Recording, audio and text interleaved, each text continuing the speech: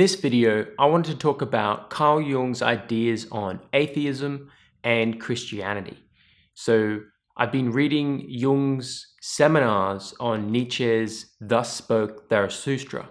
So Jung delivered some seminars from 1934 to 1939 on Nietzsche's book Thus Spoke Zarathustra, and basically Jung does his analytical psychology on the book, and so he's treating it as if it was a dream, because Thus Spoke Zarathustra is kind of like Nietzsche's version of the Bible. It's kind of this biblical kind of story, so to speak.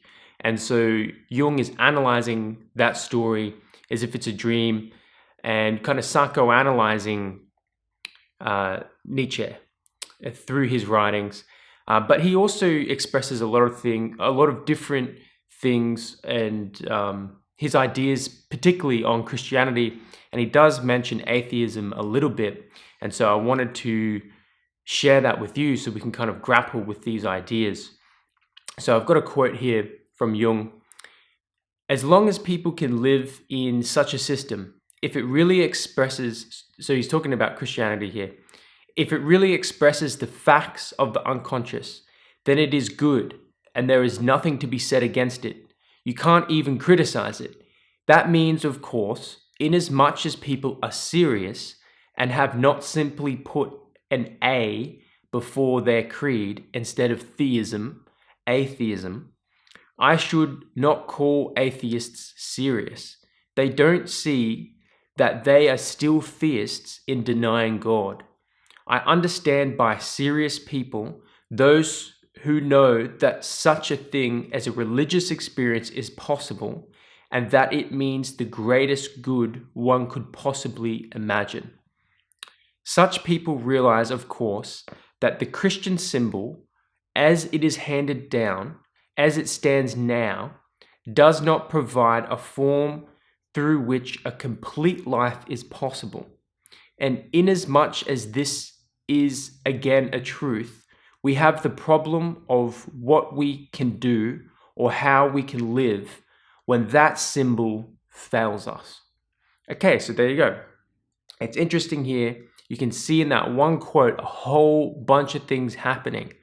Okay, so he's basically saying that most atheists aren't serious enough. They're not taking things seriously enough. And what do we know is Jordan Peterson's criticism of a lot of the new atheists is that they don't take religion seriously enough. And so we can see here the beginnings of those ideas in Jung. And so basically Jung wants to say that God is essential psychologically. Okay, forget about the metaphysical component. Psychologically speaking, God is indispensable, because you could say that through investigation, through like a Jungian investigation, through his research, he has found it to be that God, because religion is a human universal, and for many other reasons, that God seems to be at the God image seems to be a part of the construct of the human psyche. So throughout evolution, as we evolved, that image of God evolved into and became a vital part of the human psyche. So in order to function efficiently or properly as a human, we need this connection to an archetypal God image structure that lays at the base of our psyche in the unconscious. Okay, so we need to have a relationship to that image of our psyche. Otherwise, in Jungian terms, it would be like a dissociation between the ego and the self. And so that's kind of the best I can explain that there. So he basically wants to say that the God image is indispensable to our psychology, okay? And that it's kind of an evolved, necessary component of human psychology. And that the Christian image of God, in as much as people are fully in harmony with their, in as much as they can live psychologically with that image, and it's expressing the true facts of the unconscious for that particular person, then it's fine. But as we move forward, we're noticing how much the Christian image can't allow us to live a complete and full life. For example, Jung said that he wished that in the Trinity, that the shadow was the fourth part of the Trinity.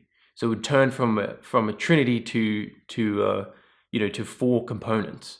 And so because Jung saw the Christian image as lacking development in the dark components, the shadow components. Okay, so the way they treated the devil was something separate, something outside, not something within. And that's debatable. But interesting here, the wording and the language of what Jung is saying here, that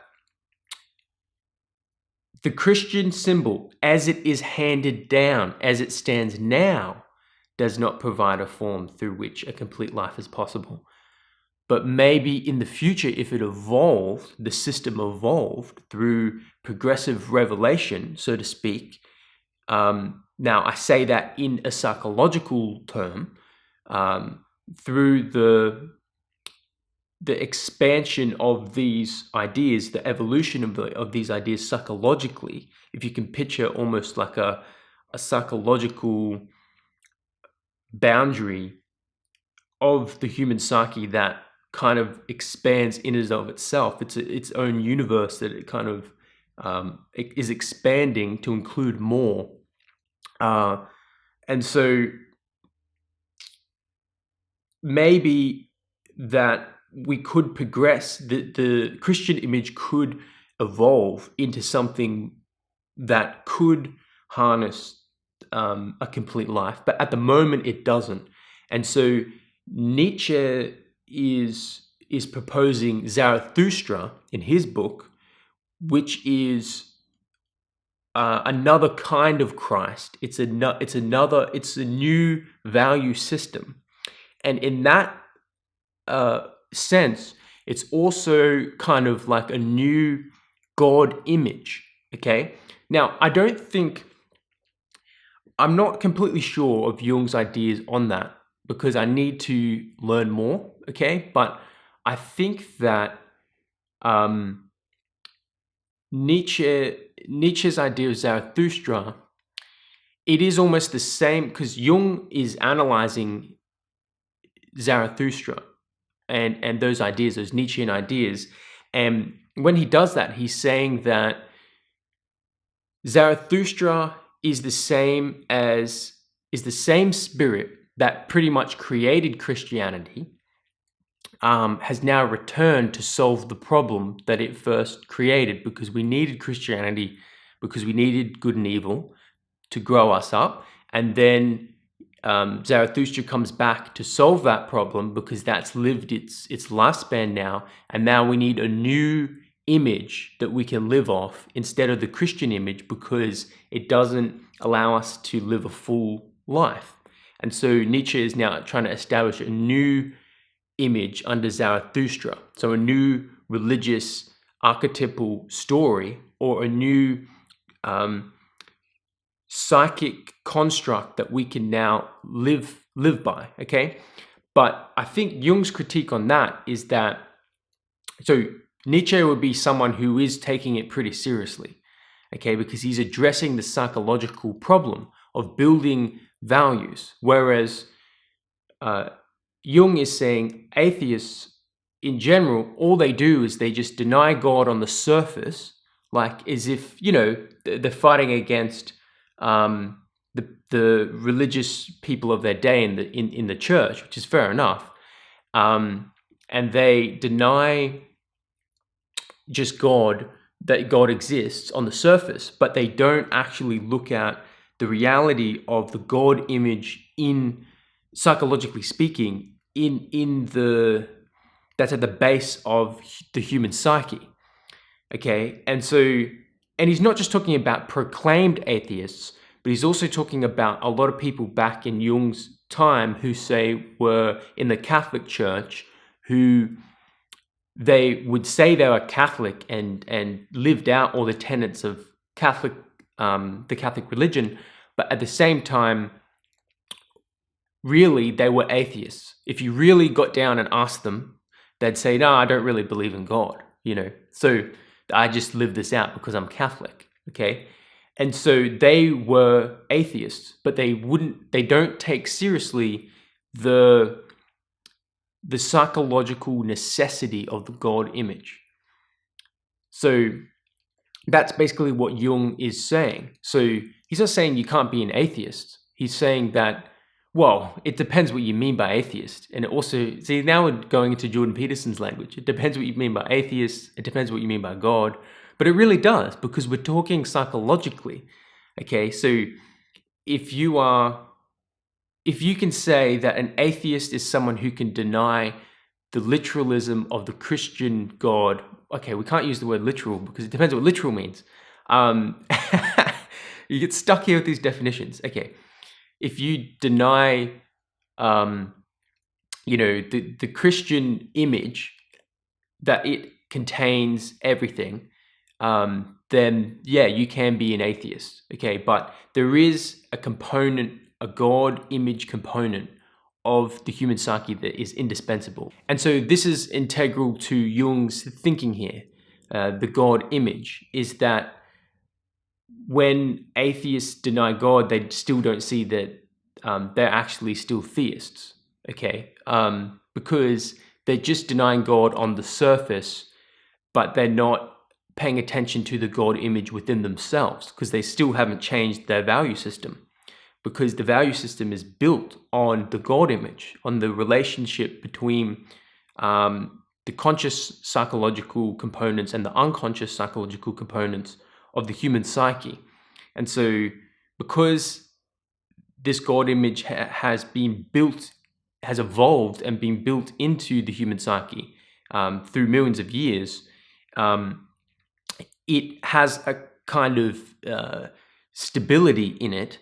But as we evolve, we kind of evolve out and grow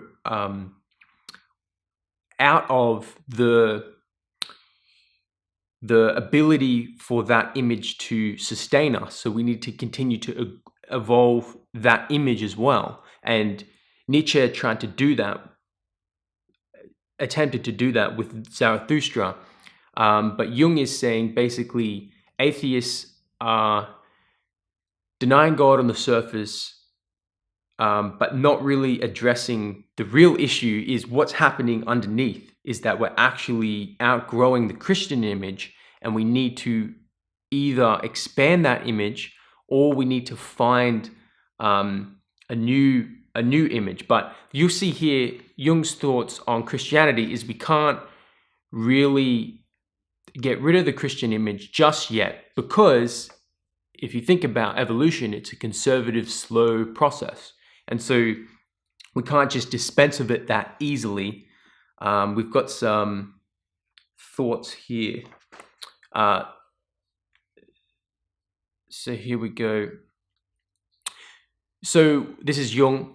So when this professor showed a very positive attitude to Christianity, I supported him because I also have a positive attitude towards it.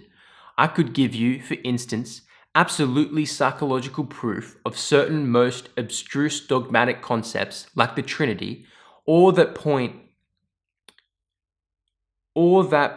they made against the Arians, the followers of Arius in the early church, that Christ was homoousios of equal nature to God. The Arians said that he was only homoousios, similar in his substance to the Father. That looks like pure nonsense to us. But they killed each other over the question. And it is, of course, of tremendous importance looked at from the psychological point of view.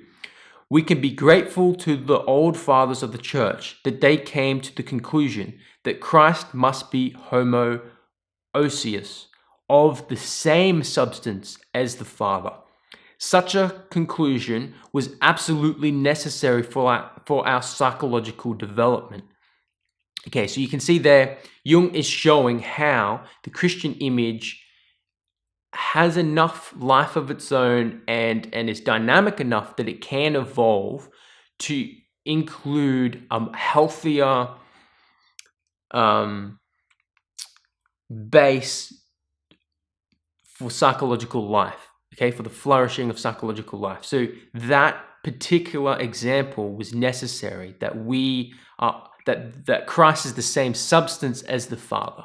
So that I don't know, like, the reasons why that's better psychologically than not. I'm not 100% sure of Jung's reasoning, but we could think it would mean something like that it bridges the gap between the God image, the Father, and the human as the human body. It's something like that. Like it's more inclusive instead of divisive.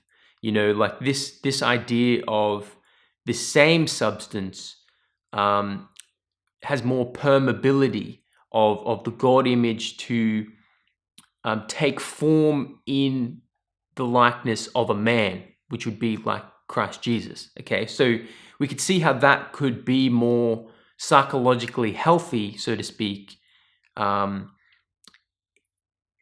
allow us to progress forward psychologically with our values, than being cut off from the Father. Okay, as they are just similar, not the same in substance. Okay, so there's little ideas that Jung always puts in that you always think, well, I wonder what that was. You know, because he says here, also it was for certain psychological reasons that Gnosticism had to be abolished. I wonder why. I want to know what the reasons was. What was the certain psychological reasons?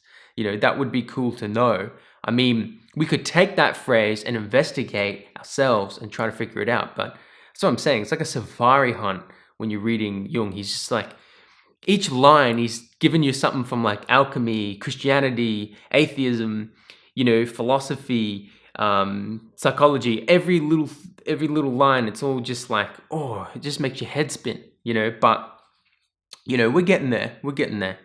So here we go. This will sum a lot of it up. I am against the destruction of Christianity because I hold that for thousands of years, the majority of people would not be able to get beyond the Christian conception. Therefore, it ought to exist. One cannot abolish it. One should cease the foolishness of thinking that all people are the same and have the same creed. It is absolutely impossible. Okay, so he's not saying everyone should be Christian. He's saying that we shouldn't get rid of it, because Jung said that Christianity played a massive role for the West's psychology, as did Buddhism played a massive role for India and their psychology. Okay, so he's not saying one thing is the best thing. He's saying that there's multiple things that are good for our psychology, because we're not all the same. The foolishness of thinking we're all the same. We have the same creed. We don't have the same set of values or the same archetypal. Well, that's a weird thing. We don't have the same archetypal understructure. You know, I wonder what he would say about that. I don't know. It's a hard thing. It's a hard thing to know, to be honest, because is that contradictory that we don't have the same archetypal underpinnings? But then wouldn't that then destroy the idea of the archetype? I don't know. That's something we've got to look into. So, you know, maybe it's that it's the same archetype. Yeah, I guess it would be, because Jung would say the self, so the archetype of the self can be represented as Christ or as Buddha, but the way we relate to the self might be different. But fundamentally, the undercurrent of the archetype of the self would be the same. So yeah, maybe that helps us out there. This quote will answer the problem I just raised about the archetypes and the different expressions of the self. So this is Jung. So for such people, the whole problem does not exist. And for them, Christianity is still the best guide for their lives. No matter how the Christ symbol is understood, you see, it can be understood in many ways. In the Catholic way, in the Greek Orthodox way. There are 400 Protestant denominations making a fuss about nothing. And then there are all sorts of non-orthodox and non-organized ideas upon the subject. But the central figure is still Christ. As long as people are unable to realize what individuality is, what the self is, it is projected, and there is nothing to be done about it.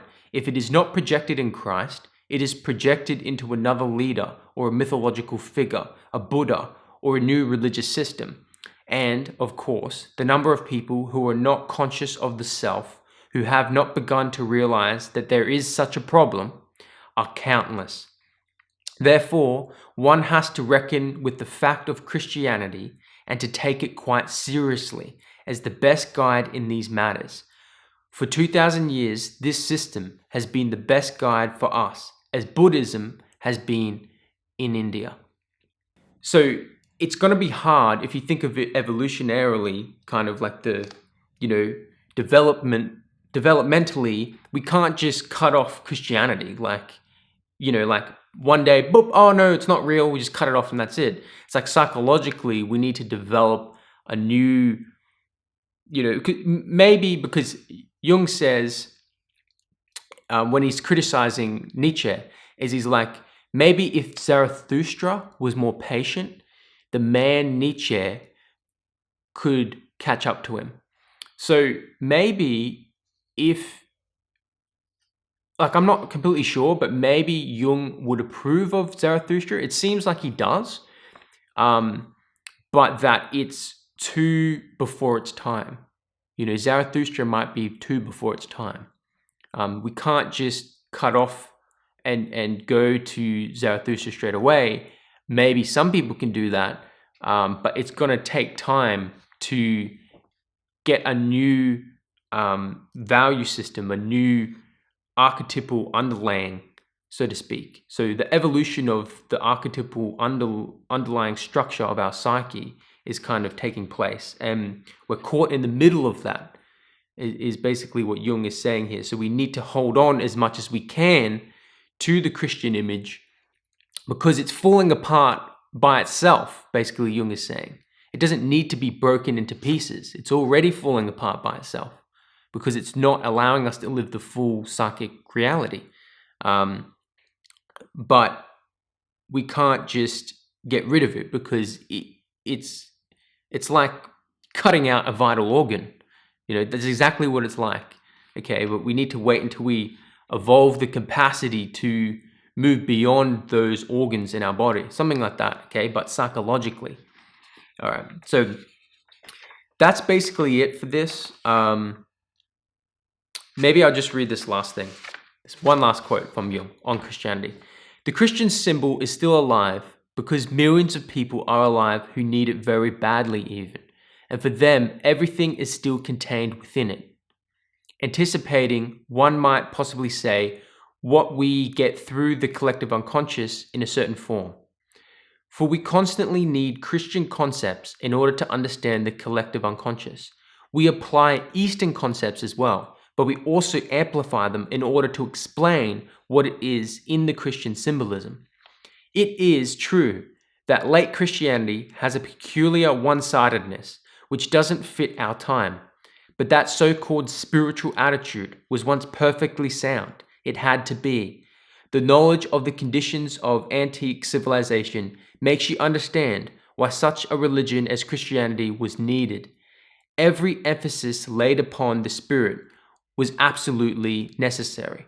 One cannot imagine what the world would have come to if such a reaction had not taken place. So thanks guys for watching. If you like this video, please subscribe. I'll be releasing more videos on Jung, Nietzsche, and similar related videos. So thanks for watching, and I'll see you in the next one.